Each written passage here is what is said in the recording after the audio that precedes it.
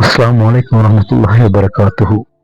நாங்கள் இன்று நாளை என்ன உண்பதென்றும், நாளை என்ன உடுக்கலாம் என்றும், நாளை எங்கு பயணிக்கலாம் என்றும், நாளை எவன் வாழ்வை கெடுக்கலாம் என்றும், நாளை எப்படியெல்லாம் பணம் சம்பாதிக்கலாம் என்றும் நினைத்து கொண்டு வாழ்ந்து கொண்டிருக்கின்றோம்.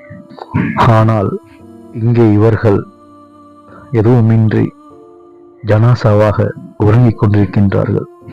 நாளை என்ன உண்பதென்று, நாளை என்ன உடுப்பதென்று, நாளை எப்படி பணம் சம்பாதிக்கலாம் என்று நினைக்கும் நாங்கள் நாளை இந்த இடத்துக்கு தான் வரப்போகிறோம் என்று என்றாவது நினைத்ததுண்டா? நாளை நாங்கள் வரப்போகும் இடம் இதுதான் என்று நாங்கள் என்றாவது நினைத்ததுண்டா?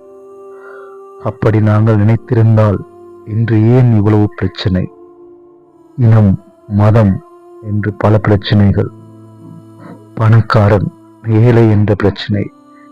சத்தியமாக இது ஒரு போலியான வாழ்க்கை என்று இன்னும் எங்களுக்கு புரியவில்லை. நேற்று இவர்களும் எங்களோடு எங்களைப் போன்று ஒன்றாக உணவு உண்டவர்கள்தான், எங்களைப் போன்று புது ஆடைகளை உடுத்தவர்கள்தான், எங்களைப் போன்று பணம் சம்பாதித்தவர்கள்தான், எங்களைப் போன்று பிள்ளை குட்டி என்று வாழ்ந்தவர்கள்தான். இன்று இவர்கள் ஜனாசாவாக உறங்கிக் கொண்டிருக்கின்றார்கள். நாளை நாங்களும் இவர்களோடு சேர்ந்து இந்த இடத்தில் உறங்கத்தான் போகிறோம்.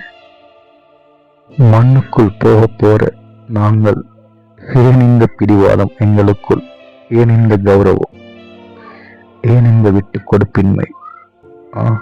இவை அனைத்துக்கும் காலம்தான் பதில் சொல்லும்.